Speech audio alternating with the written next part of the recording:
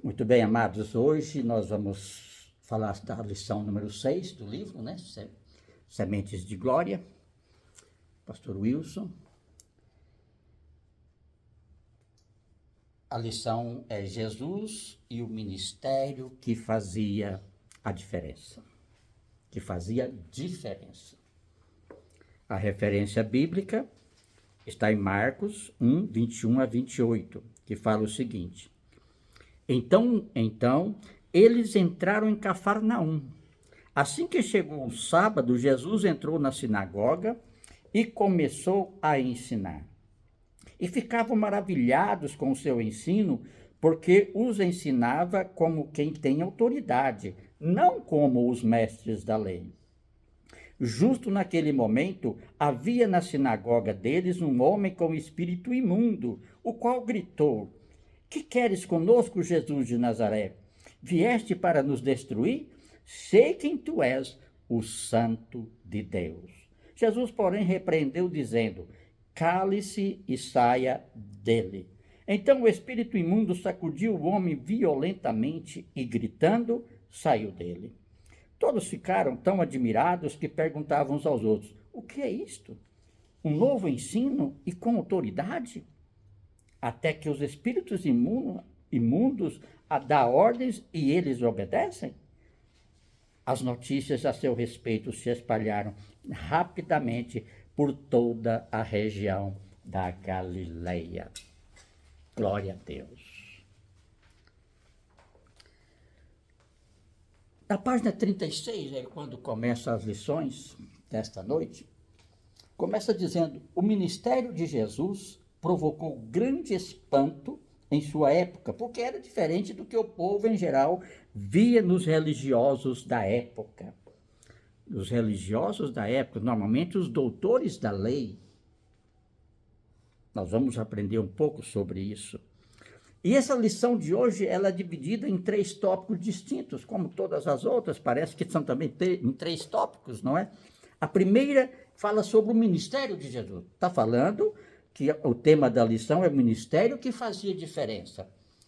E a primeira diferença que esse ministério de Jesus fazia é que era diferente na autoridade.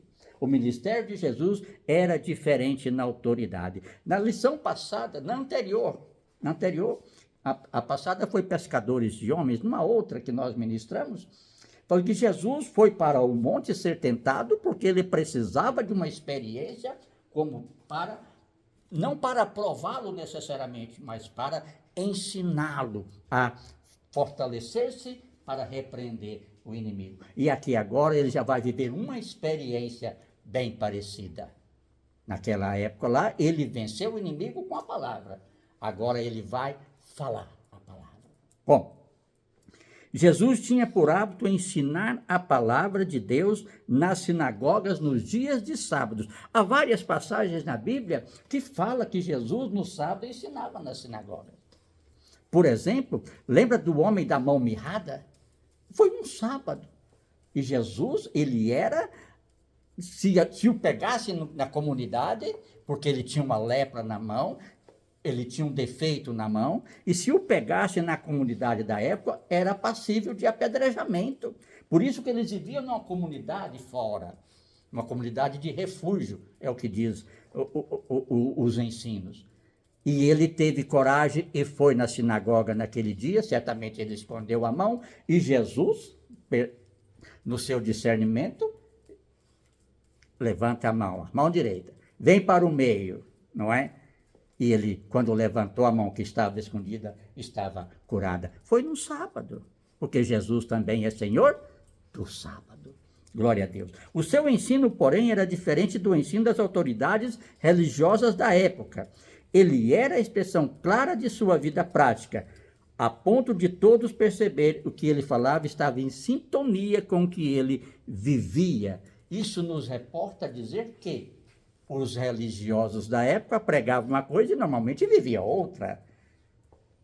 Escribas, fariseus, hipócritas.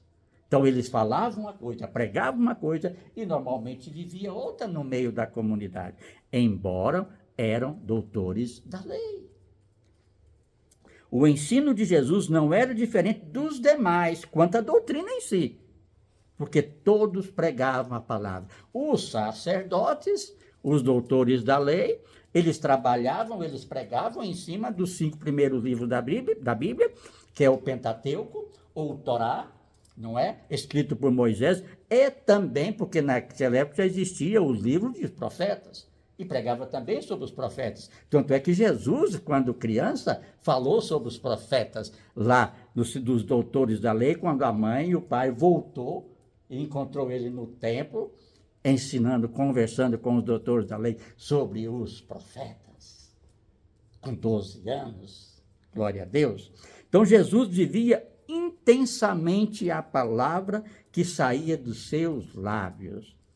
E isso lhe dava tremenda autoridade sobre os poderes das trevas. Então Jesus vivia intensamente aquilo que ele pregava. Isso fazia toda a diferença. E eu quero dizer para você o seguinte: isso faz toda a diferença nas nossas vidas. Viver aquilo que nós pregamos, viver aquilo que nós aprendemos de Deus, faz toda a diferença no nosso dia, nos dá autoridade para repreender, se necessário, a manifestação de algum inimigo, de algum demônio, ou até mesmo para eu repreendo a enfermidade na minha vida em nome de Jesus. Essa dor de cabeça não é tua, não é minha, Senhor, eu repreendo, saia, não é? Lembra, foi quando Jesus, nós já vamos ver essa lição, curou a mulher, a mãe de Pedro, a sogra de Pedro, ele não repreendeu, ele não falou, saia, demônio da enfermidade. Não, ele repreendeu a febre. Nós vamos ver isso? Então Jesus tinha autoridade sobre as hostes do maligno. Por quê? Porque ele vivia intensamente a palavra que saía de Deus, dos seus lábios. Então ele vivia aquilo que ele pregava. Isso nos remete a dizer que os doutores da lei não faziam a mesma coisa. Eles pregavam o Torá, pregavam os escritos que tinha na época, mas não vivia. Hoje tem muitos assim, tá, meus irmãos? Hoje tem muitos assim. Tem muitos assim. Outra coisa, era diferente no poder sobrenatural. Então, a autoridade, o ministério de Jesus, diferentemente do ministério dos doutores da lei, era diferente no poder sobrenatural, na página 37. A palavra de Jesus era reconhecida como uma palavra de autoridade, não somente entre os homens, mas também no reino espiritual. E esse texto que nós lemos aqui de Marcos vai falar isso, que ele repreendeu o demônio. Então ele tinha autoridade sobre os demônios. O que ele falava se cumpria, manifestando um tremendo poder sobrenatural, de maneira que os demônios se viam na obrigação de obedecê-lo. Os demônios não tinham outra alternativa, era obedecer. Lembra quando ele foi lá como é que fala? Aquele que vivia nos cemitérios? Isso. Lá de Gadara. Não é? Ele foi ali, percebeu, ele teve o discernimento, aquele homem vivia ali, era uma vida terrível, difícil até de se ver, certamente, pelo que a Bíblia nos mostra, e ele repreendeu. E o que tinha aqui é um demônio, mas naquele de Gadara era uma legião. Uma legião, segundo os soldados romanos, é 6.000 soldados. Se for partir por isso, existia uma infinidade de demônios em todas as áreas da vida daquele cidadão. E ele repreendeu e tomou porcos, uma manada de porcos, caíram no precipício, morreram todos. E ele, Jesus repreendeu, o homem voltou ao normal. Agora você fica aí e vai dar testemunho da graça de Deus. É assim. Então Jesus tinha autoridade. A autoridade dele, o ministério dele, era diferente no poder sobrenatural também. Ele tinha autoridade sobre os demônios, como tem até hoje, não é? Em nome de Jesus. mas tal poder que nele se manifestava era resultado da sua submissão ao Pai de forma absoluta. Submissão ao Pai, submissão a Deus de forma absoluta, portanto, sem reserva, em tudo. Então, Jesus submetia tudo ao Pai, sem reserva. Isso nos ensina, queridos, a trazer a nossa vontade submissa à vontade de Deus. Fácil não, mas podemos fazer o possível. Porque o impossível é para Deus, mas o possível que eu puder submeter a minha vontade à vontade de Deus, eu preciso fazer para que a minha vida flua de uma maneira que agrade a Deus. Jesus possuía autoridade porque se submetia à autoridade máxima de seu Pai, sem questionar. Ele submetia à autoridade do Pai, Deus, sem questionar. Muitas vezes a gente questiona. Não é problema questionar. Nos salmos que nós estamos estudando, quantos aqueles salmistas não questionavam Deus? Até quando, Senhor? Até quando, Senhor? Não é? Até quando?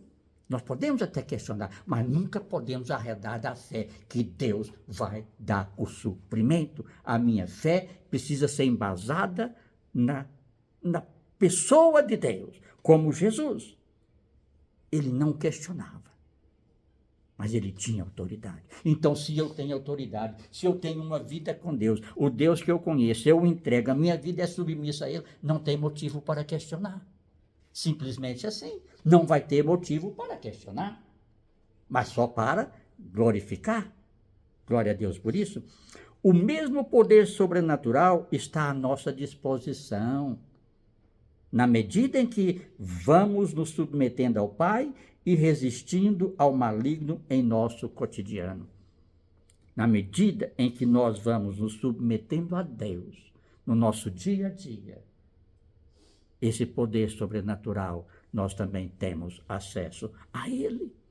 É conhecer de Deus, é intimidade com Deus, é busca de Deus, é oração. Ontem, na célula, nós estávamos falando sobre oração, que é a lição, salvo engano, a lição número 8, é sobre oração. Então, queridos, quanto mais eu me entrego à vontade de Deus, quanto mais eu entrego ao domínio a minha vida, aos domínios de Deus, mais eu tenho autoridade sobre a minha vida, evidentemente, mas também sobre o maligno, que porventura possa vir sobre a minha vida. Nós já estudamos muito aqui sobre tentação. Eu tenho autoridade dada por Deus para resistir à tentação, para resistir no dia mau, diz a palavra de Deus. E em terceiro lugar, o ministério de Jesus era diferente nos resultados, página 38. Nos resultados, notamos que as pessoas estavam admiradas ao perceber que, enfim, havia chegado alguém que realizava um ministério de resultados. Então, enfim, havia chegado alguém com ministério de resultados. Isso quer dizer que os outros não tinham resultado. Por quê? Porque falava, mas não vivia. Não vai funcionar. Precisa falar e viver o que se prega. Aí sim tem resultado. Então, notamos que as pessoas estavam admiradas ao perceber que, enfim, havia chegado alguém que realizava um ministério de resultado. Então, o ministério de Jesus era um ministério de resultado. E como resultado ele deu, olha nós aqui, somos resultado desse ministério de resultado, e através de nós, outros também podem vir através do ministério que começou lá em Jesus, veio pelos apóstolos, veio por tantas outras, pelos pastores, e por aí vai. E hoje nós estamos aqui graças a esse ministério de resultado de Jesus. Glória a Deus por isso. Até então, o que se via era muito ensino e pouca prática. Muito ensino, na página 38, muito ensino e pouca prática. Doutores da lei, muito ensino e pouca prática. E como tem muito ensino e pouca prática hoje no meio cristão. No meio cristão. Tem muito ensino? Tem. Muitas das vezes pouca prática. Logo, os resultados não vão aparecer ao contento de Deus. Havia muita palavra pregada, mas os doentes continuavam enfermos, os endemoniados continuavam prisioneiros e por aí vai. Os doentes continuavam enfermos. Por quê? Porque havia palavra pregada, mas os resultados não apareciam, porque pregava uma coisa e vivia outra. Então isso é para nós. Nós precisamos pregar aquilo que nós vivemos, ou viver aquilo que nós pregamos, porque aí a nossa palavra vai dar resultado. A palavra que eu pregar vai dar resultado. Vai alcançar o alvo, o qual Deus já preparou. Se Deus nos coloca alguém na nossa frente para falar de Deus, falemos. E Deus vai dar a bênção, o cumprimento da sua palavra. A pergunta da multidão, que nova doutrina é esta? Estava relacionada ao fato de que Jesus havia ordenado aos demônios que saíssem e eles haviam obedecido. Eles nunca tinham visto isso, queridos. Eles nunca tinham visto expulsar um demônio, não é? E muitos talvez aqui também não tenham visto ainda um processo de expulsar demônios. Eu já passei por isso. É complicado, mas Deus dá a vitória. Deus dá a vitória. Isso foi numa célula, inclusive, tá? Alguns anos atrás. Em outros tempos, nem era o tempo do pastor Luiz, tempo do pastor Pedro. Teve manifestação numa célula. E Deus me usou e a vitória foi dada. Graças a Deus por isso. Então, a pergunta da multidão que estava ali, que doutrina é essa? Que nova doutrina? É nova porque não tinha. Se é nova, é porque não havia antes. Não é? A palavra é bem clara. Que nova doutrina é esta? É porque eles nunca tinham visto um expulsar de demônios. Estava relacionada ao fato que Jesus havia ordenado aos demônios que saíssem e eles haviam obedecido. Isso demonstra que um ministério de resultado havia sido estabelecido naquele lugar, naqueles dias, igual está em Atos 10:38. Então Jesus, com esse ato de expulsar demônios, também ele inaugurou um ministério de resultados. Porque aquele povo que estava ali, aqueles ouvintes que estavam ali, ouviam, e a palavra fala que eles se admiravam. Admiravam. Era Jesus, né? Glória a Deus por isso. Queridos, é importante a gente entender que quando Jesus, observem bem, quando essas passagens de Marcos nós estamos estudando, foi em Cafarnaum. Está no início do nosso texto. Foi em Cafarnaum. Mas antes disso, Lucas declara, lá em Lucas 4, que Jesus estava em Nazaré, é a sua cidade. Jesus de Nazaré, lembra? Ele estava em Nazaré. Outra coisa, e ele foi para Cafarnaum, por quê? Porque ele foi rejeitado na sua própria cidade. Ele foi criado e educado em Nazaré. Ele foi rejeitado ali. Queridos, a nossa casa também acontece isso. Rejeita até o evangelho através de nós. Seus primeiros inimigos normalmente serão da sua casa, diz a palavra de Deus. Então Jesus foi rejeitado lá em Nazaré e ele foi para Cafarnaum. E ele fez de Cafarnaum a base. O Cafarnaum passa a ser a base do seu ministério, o seu local de atuação. Então tem muitos acontecimentos de Jesus em Cafarnaum. Marcos está nos mostrando em todos esses ensinos que nós temos visto, e nós vamos ver no decorrer deste livro, ele está nos mostrando, ou querendo fazer com que nós venhamos a conhecer Jesus, como de fato ele é, libertador e suficiente. Ele é libertador, suficiente, salvador. Marcos, em todo o evangelho, ele mostra para nós quem é Jesus. Salvador, libertador, suficiente. Marcos era moço de Pedro, tá? Então, o evangelho de Marcos foi escrito no que Pedro falou para ele, porque Marcos não era discípulo, não era um dos apóstolos. Marcos acompanhava Pedro, tá? Como Lucas acompanhava Paulo.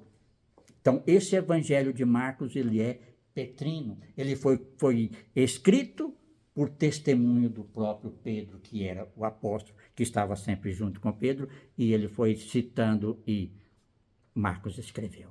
Na unção do Espírito Santo, diga-se.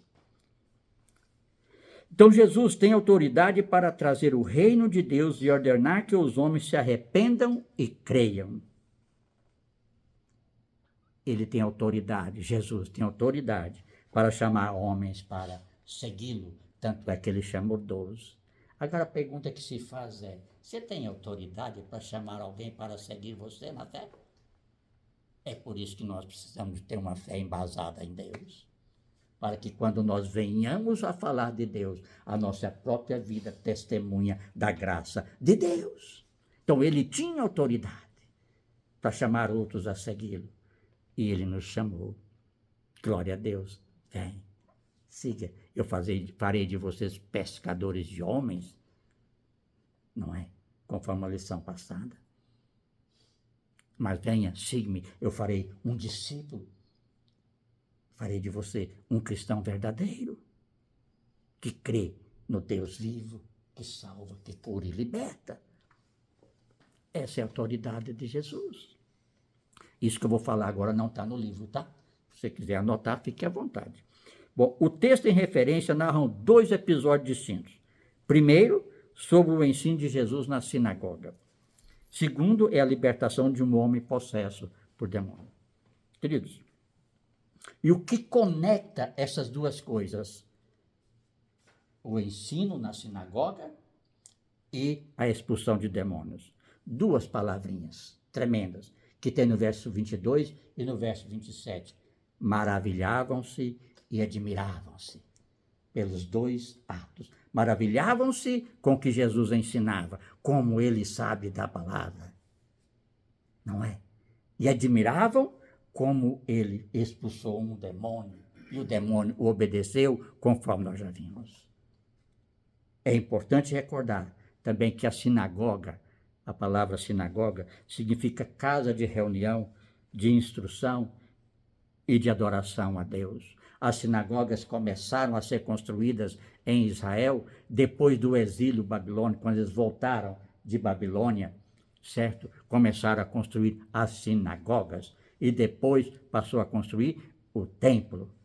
Mas na sinagoga era onde eles se reuniam para receber a instrução e para adorar a Deus.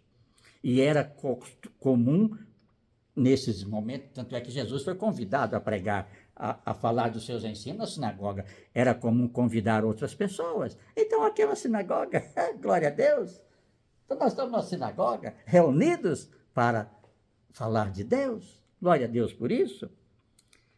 Mas era necessário pelo menos 10 homens judeus circuncidados para se formar um culto na sinagoga. 10 judeus circuncidados para que possa verdadeiramente ter um culto. E isso ensina uma coisa interessante. Vocês lembram daquela passagem que Jesus foi convidado para jantar na casa de um fariseu? Jesus sentou numa ponta, o fariseu na outra, mas tinha 5 de cada lado da mesa. A mesa não era assim, era diferente, mas tinha 5 de cada lado, homens circuncidados. Logo tinha 12. Queridos, isso também nos ensina porque Jesus arrebanhou 12 pessoas. Porque quando ele fosse ministrar um culto, tinha que ter no mínimo 10. Ele ainda tinha 2 de reserva. Ainda tinha 2 de reserva. Mas também Moisés também escolheu 12 homens circuncidados para entrar na terra prometida, não é? E conhecer a terra prometida. 12. E 12 tem um punhado de histórias, não é? 12 meses tem o ano, 12 horas tem o dia, 12 horas tem a noite, e por aí vai. Então, 12 tem um significado em Deus de plenitude. Então, aqueles 12 homens fez a diferença no mundo inteiro. Parou a contagem do tempo e começou do zero. Um homem. Glória a Deus por isso. Amém. Os escribas eram especialistas no Torá, que eram os doutores da lei, dos primeiros 5 livros da Bíblia, por serem intérpretes da lei. Eles eram mestres do Pentateuco, do Torá, e por fim, mestres da lei, ou seja, regentes da moralidade e advogados do povo. Eles tinham autoridade contra o povo. Naquela comunidade em que eles viviam, os escribas tinham autoridade, porque eram os doutores da lei. O que eles ensinavam, o povo praticava. Agora vem algo diferente, que era contrário, de certa forma, o que aquele povo ensinava. Eles tinham autoridade diante do povo judeu. Aí aparece um judeu pregando algo diferente. E isso eles ficavam encantados com aquilo, admiravam. Glória a Deus por isso. Vamos fazer um paralelo importante entre os ensinos de Jesus e dos escribas.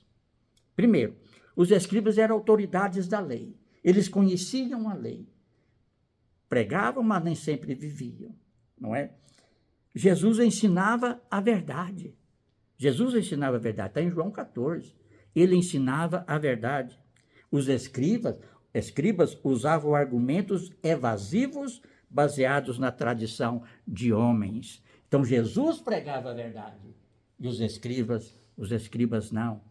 Palavras evasivas, muitas das vezes sem nexo, mas eles pregavam. Falavam de Deus em cima do Torá ou do Pentateuco que eles trabalhavam no contexto da época. Jesus apresentava assuntos de grande relevância, assuntos de vida, morte e eternidade. Os escribas, com frequência, perdiam tempo com trivialidades. Está em Mateus 23, 23. Eles perdiam tempo com trivialidades. Falavam necessariamente aquilo que estava ali, mas eles não viviam. Mas o povo os admirava por isso. É diferente dos nossos dias? Muitas vezes nós admiramos também as pessoas que pregam muito, mas vai ver que lá no fundo está muito fora do propósito de Deus. E como tem? Jesus tinha uma mensagem clara. Os escribas, por sua parte, muitas vezes divagavam sem parar e sem propósito. Falava e jogavam palavras. Mas Jesus não. Ele tinha uma mensagem clara, ele era direto, específico. Glória a Deus por isso. Então, o pregador, a pessoa que está na frente, pregando o evangelho, ele precisa ter uma mensagem clara. É sobre salvação? Falemos sobre salvação. É sobre cura? Falemos sobre cura. E por aí vai. Mas ele precisa conhecer a palavra e ter intimidade com Deus. Jesus despertava curiosidade ao fazer grande uso de ilustrações. Então, ele despertava curiosidade ao fazer uso de ilustrações, parábolas. As pregações de Jesus eram mediante parábolas. Ele aprendeu sobre parábolas, ele não criou as parábolas, o pregarem por forma de parábolas. Ele aprendeu. Lá na escola em que ele foi ensinado, de Eléu, certo? Ele aprendeu ali. Agora, o que ele fez nas parábolas foi trazer o cotidiano do povo para pregar, para criar uma palavra em cima do cotidiano do povo, da vivência do povo. Você pode ver que todas as parábolas de Jesus é coisa do dia a dia. Então, ele pregava por parábolas, ele fazia uso de ilustrações para isso, enquanto que os escribas eram distanciados da vida e da realidade.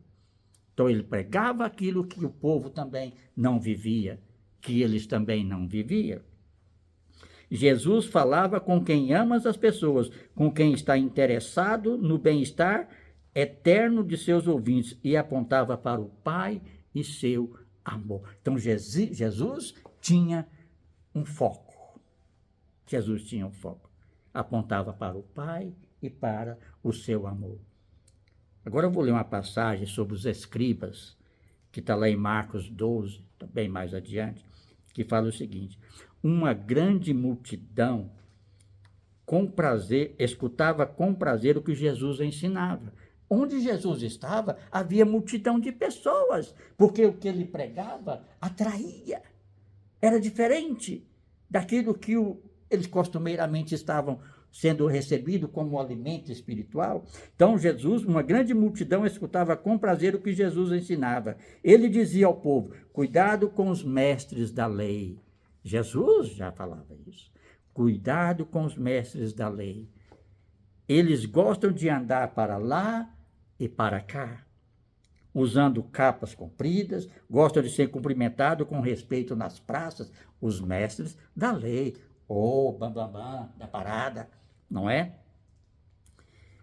Preferem os lugares de honra nas sinagogas e os melhores lugares nos banquetes, os mestres da lei. A mídia, hoje é a mídia, né?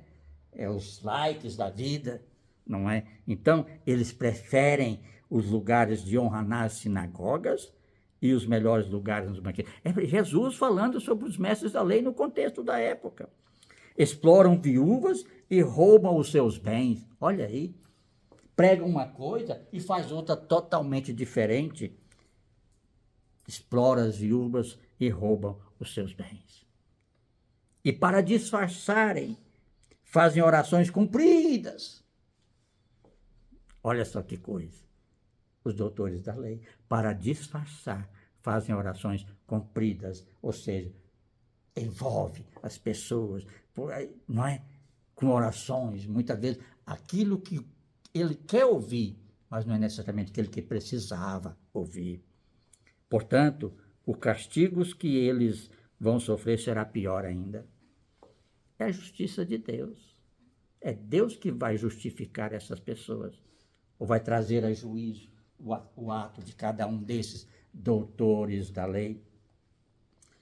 Jesus falava com autoridade, pois a sua mensagem vinha direto do coração e da mente do Pai. Na verdade, Jesus é a própria verdade. Então, Jesus falava a verdade com autoridade, porque a palavra que ele pregava vinha diretamente do coração e da mente do Pai.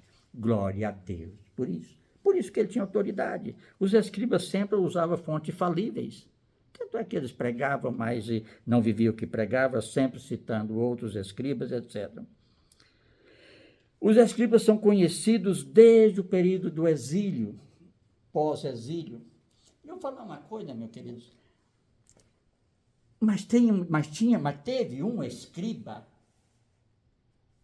que foi muito importante e Deus honrou. E tem até um livro escrito na Bíblia que leva o seu nome, escriba. Você lembra quem é ele? Está no Antigo Testamento. É um livro maravilhoso, pós-exílio em Babilônia. Chama Esdras, ou Esdras. Ele era escriba e sacerdote. Ele era conhecedor da lei, doutor da lei, mas ele era diferente. Tanto que Deus o honrou, tanto que Ciro, um ungido de Deus, não crente, não é? Um pagão, foi levantado por Deus para tirar o povo da escravidão lá de Babilônia. Você agora manda o povo de volta para Jerusalém. E Esdras foi um dos que acompanhou uma multidão de lá de Babilônia até Jerusalém e começou a construir o templo.